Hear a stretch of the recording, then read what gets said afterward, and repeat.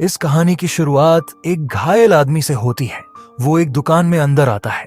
उसके कपड़े फटे हुए हैं, सांस तेज चल रही है और उसके हाथ में एक अजीब सा बंदर का खिलौना है। वो आदमी कैप्टन शेलबर्न कहलाता है, जिसने बहुत मुसीबतें देखी थी। दुकान के मालिक को उसकी हालत देखकर बहुत हैरानी होती है और वो पूछता है, तुम्हारे साथ ऐसा क्या हुआ?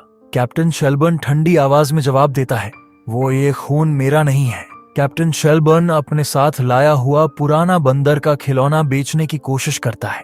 वो एक खिलौना एक बैठे हुए बंदर जैसा है, जिसके हाथों में दो छोटे छोटे ड्रम स्टिक हैं। दिखने में साधारण होने के बावजूद इसकी मौजूदगी में कुछ अजीब सी सन्नाट महसूस होता है। दुकानदार खिलौने को ध्यान से देखता है और कहता है, वो ये बंदर टूटा हुआ लगता है, एक हाथ ऊपर उठाया हुआ है। लेकिन कैप्टन शेलबर्न मुस्कुराते हुए कहता है, शुक्र है कि उसका हाथ ऊपर है और वो ड्रम नहीं बजा रहा। अगर बज गया तो वो या कोई ना कोई मर जाएगा। अभी उसकी बात खत्म हुई कि अचानक खिलौना ड्रम बजने लगता है, ठक ठक ठक। उसी समय पास में एक चूहा रस्सी को चबाने लगता है, जिससे एक चेन रिएक्शन शुरू हो जाता है। कुछ ही सेकंड में एक तीर निकलता है और दुकान वाले के सीने में जा घुसता है। वो चीख नहीं पाता और वही खत्म हो जाता है। अब सबको समझ आ जाता है कि जब भी वो ये बंदर ड्रम बजाता है, किसी की मौत हो जाती है। इस डरावने नजारे को देखकर कैप्टन शेलबर्न तय करता है कि इस शापित खिलौने को खत्म करना ही होगा। वो तुरंत खिलौने को आग में फेंक देता है। लपटें उसे घेर लेती हैं और खिलौना धीरे धीरे जलने लगता है। जलते समय भी वो एक रहस्यमयी मुस्कान लिए रहता है, जैसे कि कोई बरहा खेल अभी बाकी हो। फिर कहानी 1999 में बदल जाती है। अब हम दो जुड़वा भाइयों हेल और बिल से मिलते हैं, जो अपनी माँ के साथ रहते हैं। ये दोनों कैप्टन शेलबर्न के बेटे हैं, लेकिन उनके पिता अब उनके साथ नहीं रहते। माँ हमेशा बताती थी कि उनके पिता सिगरेट लेने गए थे और फिर वापस नहीं आए। लेकिन असली कहानी कुछ और थी। हेले, जो 3 मिनट बेहाद था, हमेशा खुद को बिल से बरहा और समझदार साबित करने की कोशिश करता था। वो अक्सर बिल का मजाक उड़ाता और उसे अपने छोटे भाई की तरह ट्रीट करता था। माँ इतनी व्यस्त रहती थी कि भाई बहन आपस में ही खेलते थे। एक दिन दोनों भाई अपने पिता की पुरानी चीजें देखने लगते हैं। उन्हें एक क्लोजेट में पिता की मिलिट्री यूनिफॉर्म मिलती है। फिर उनकी नजर एक बड़े लकड़ी के बॉक्स पर पड़ती है, उत्सुकता से भरे हुए। ये बॉक्स खोलते हैं और उसमें वही डरावना बंदर का खिलौना पाते हैं। बॉक्स पर लिखा होता है, बंदर में चाबी डालो, फिर देखो क्या होता है। बिल उत्साहित होकर कहता है, चलो इसे आजमाते हैं। हेल चाबी डालता है, लेकिन कुछ नहीं होता। दोनों सोचते हैं कि खिलौना टूट गया होगा, तो उसे वापस बॉक्स में रख देते हैं। लेकिन सच्चाई कुछ और थी। कुछ देर बाद जब ये अपनी बेबी सिटर एनी के साथ रेस्टोरेंट जाने के लिए तैयार होते हैं, तो हेल देखता है कि कार की पिछली सीट पर वही बंदर का खिलौना पड़ा है। उसने तो उसे बॉक्स में रख दिया था, फिर वो ये कार में कैसे आया? कुछ तो गड़बड़ थी। लेकिन वो ज्यादा नहीं सोचता और रेस्टोरेंट चला जाता है। हेल को एनी बहुत पसंद थी और वो हमेशा उसे खुश करने की कोशिश करता था। उसी दिन वो बिल और एनी के साथ एक रेस्टोरेंट में जाता है, जहां खाना बनते देखा जा सकता है। सब कुछ सामान्य लगता है, लेकिन तभी हेल को बंदर का ड्रम बजाने की आवाज सुनाई देती है। वो हैरान हो जाता है क्योंकि उसने खिलौना कार में छोड़ा था। तभी रसोई में शेफ अपने चाकू से करतब दिखा रहा होता है और अचानक उसका चाकू फिसलकर एनी के सीने में जा घुसता है।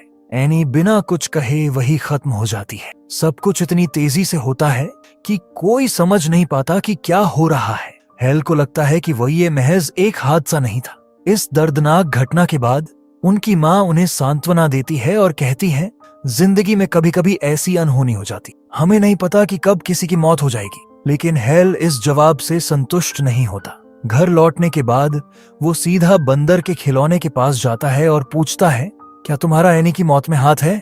तभी बिल अंदर आ जाता है और हेल का मजाक उड़ाने लगता है।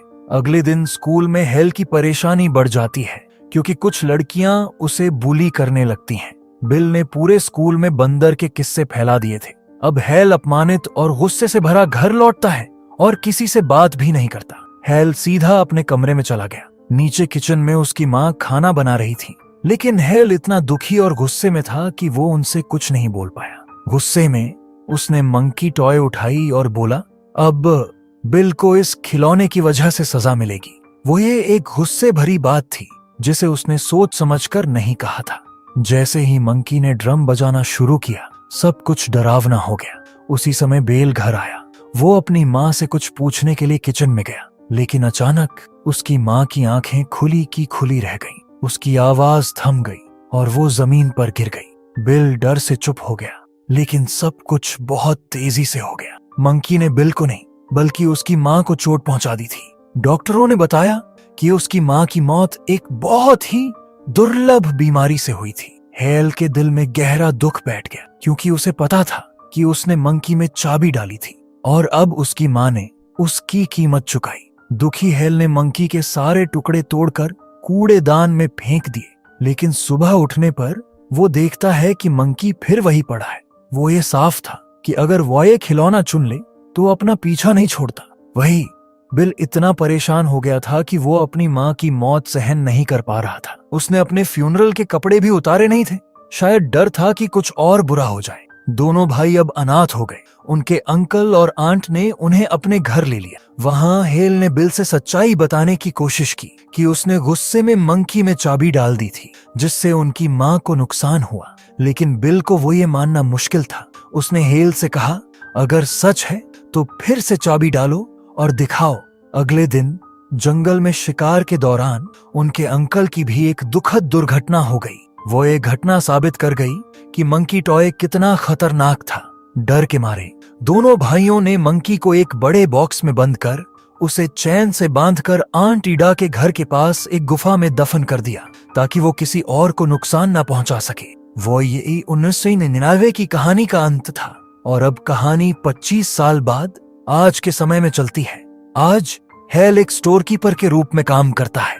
उसने अपने भाई बिल से सभी संबंध तोड़ दिए थे, क्योंकि उसे डर था कि मंकी फिर से उनका पीछा करेगा। हेल ने अपने मैनेजर से 2 दिन की छुट्टी ली, क्योंकि वो अपने बेटे पीट से मिलने जाना चाहता था। इस दौरान उसे पता चला कि उसकी पूर्व पत्नी और उनके नए पति पीट की देखभाल अब हमेशा के लिए ले लेने वाले थे। मतलब वो ये कि हेल के लिए अपने बेटे से मिलने का आखिरी मौका था। हेल और पीट एक रोड ट्रिप पर निकले। एक मोटल में ठहरते हुए पीट ने अपने पापा से पूछा, क्या आपका कोई भाई है? हेल ने झूठ बोलते हुए कहा, नहीं, मैं अकेला हूँ। दूसरी ओर आंट ईडा अपने घर में अकेली रहती थी। एक रात उन्हें लगा कि घर में कोई है। डर के मारे उन्होंने अपनी छोटी सी गन उठाई और चारों ओर देखा, लेकिन सब कुछ ठीक था। जैसे ही वो ऊपर जाने लगी, उन्हें मंकी के ड्रम की आवाज सुनाई दी। अचानक सीढ़ियां टूट गईं और आंट ईडा नीचे गिर पड़ी। वो चोटिल हो गईं, लेकिन बच गईं। थोड़ी देर बाद उन्हें किचन से गैस की गंध आई। जब वो चेक करने गईं, तो एक छोटी चिंगारी उठी और उनके सिर पर आग लग गई। वो भागकर बाहर निकली और एक बिलबोर्ड से टकरा गईं। मोटल में हेल को एक डरावना सपना आया, जिसमें वो अपनी माँ को एक डरावनी तरह से देखता है। तभी कई सालों बाद बिल का फोन आता है। बिल बोलता है, मंकी टॉय वापस आ गया है। वो हमारे परिवार का पीछा कर रहा है। दोनों भाई बातों पर झगड़ने लगते हैं कि आखिर कौन उस मंकी को ढूंढकर खत्म करेगा। तभी पास के एयर कंडीशनर में शॉर्ट सर्किट हो जाता है। एक तार स्विमिंग पूल में गिर जाता है और जैसे ही एक लड़की पूल में कूदती है, उसे तेज झटका लगता है और वो मर जाती है। वो ये देखकर हेल समझ जाता है कि मंकी कितना खतरनाक है। सिर्फ उसका नाम लेने से भी बुरी घटनाएं हो जाती हैं। डर के मारे हेल चाहता है कि वो अपने बेटे को तुरंत घर ले जाए ताकि वो सुरक्षित रहे, लेकिन पीट अपने पापा के साथ आंट ईडा के पुराने घर जाना चाहता था। आखिरकार हेल अपने बेटे की बात मान लेता है। इस बीच टाउन में आंट ईडा की मौत के बाद उनके कुछ सामान की नीलामी हो रही थी। वहां रिक्की नाम का एक लड़का मंकी टॉय खरीद लेता है। रिकी को अपने पिता की याद आ जाती है। हालांकि उसकी माँ कहती थी कि उसके पिता अच्छे नहीं थे, क्योंकि वो अक्सर गलत काम में लगे रहते थे। वो ये थी कहानी का वो हिस्सा जहां सब कुछ डरावना और रहस्यमयी था। लेकिन अब नए लोग और नए घटनाएं शुरू होने वाली थीं। हेल और पीट मॉटल से बाहर निकलकर टाउन पहुंचते हैं। वहां उनकी मुलाकात एजेंट बारबरा से होती है, जो उन्हें बताती है कि टाउन में अजीब अजीब हादसे हो रहे हैं और लोग रहस्यमय दुर्घटनाओं में मारे जा रहे हैं। बारबरा की बात सुनकर पीट को पता चलता है कि उसके पिता का एक जुड़वा भाई है। थोड़ी देर बाद हेल और बारबरा एक स्टोर रूम के पास पहुंचते हैं। हेल बारबरा से पूछता है, क्या आपको ऑक्शन में कोई मंकी टॉय मिला था? बारबरा को ज्यादा याद नहीं आता, लेकिन जैसे ही वो स्टोर रूम का दरवाजा खोलती है, अंदर रखी एक शॉटगन अचानक चल पड़ती है और सीधी बारबरा पर लग जाती है। उसी पल बारबरा की मौत हो जाती है। उसी समय मंकी टॉय की ड्रम बजने की आवाज गूंज उठती है। इसका मतलब था कि मंकी टॉय फिर से हेल और बिल के परिवार के पीछे पड़ चुका था। इसी बीच बिल को शक होता है कि उसका भाई हेल टाउन में ही है, लेकिन हेल मिलने नहीं आता। बिल टेलीफोन डायरेक्टरी से हेल को ढूंढने की कोशिश करता है और फोन करके धमकी देता है कि सामने आ जाए। तभी कहानी में एक बरहा मोड़ आता है। हकीकत वो ये है कि बिल पहले से ही टाउन में मौजूद था और मंकी भी उसके पास था। आपको याद होगा कि रिकी ने इस मंकी को ऑक्शन में खरीदा था, लेकिन बाद में रिकी ने इसे बिल को बेच दिया था। तब से टाउन में अजीब और डरावनी घटनाएं होने लगी।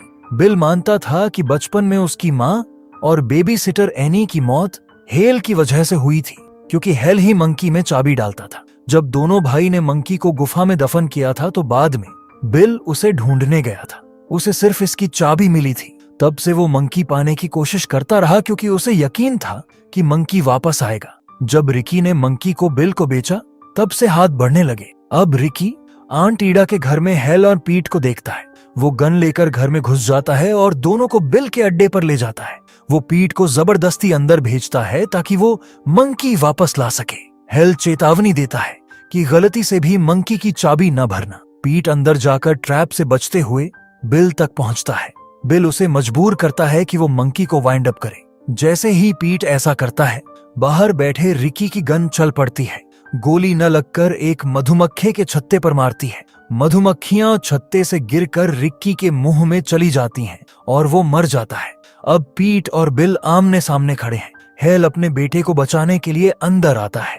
एक ट्रैप सक्रिय हो जाता है। घबराए हुए बिल मंकी को जबरदस्ती जलाने की कोशिश करता है। इसी दौरान दोनों भाइयों के बीच बातें होती हैं और उनके पुराने झगड़े हल्के पड़ जाते हैं। लेकिन तभी मंकी की ड्रम इतनी जोर से बजने लगती है कि बिल के घर की छत गिरने लगती है।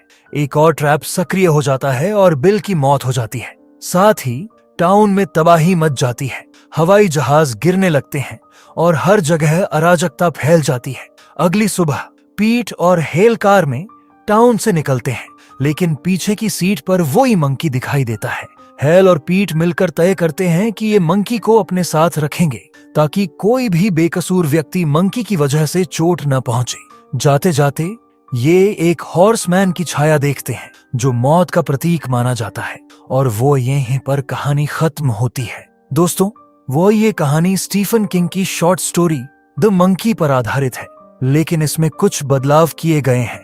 जैसे असली कहानी में मंकी की ड्रम बजने की आवाज थी, जबकि इस रूप में ड्रम दिखाई देती है। अंत भी थोड़ा अलग है। किताब में पीट और हेल बच जाते हैं, पर वो या मंकी के साथ जाने का फैसला होता है ताकि उसे कंट्रोल किया जा सके।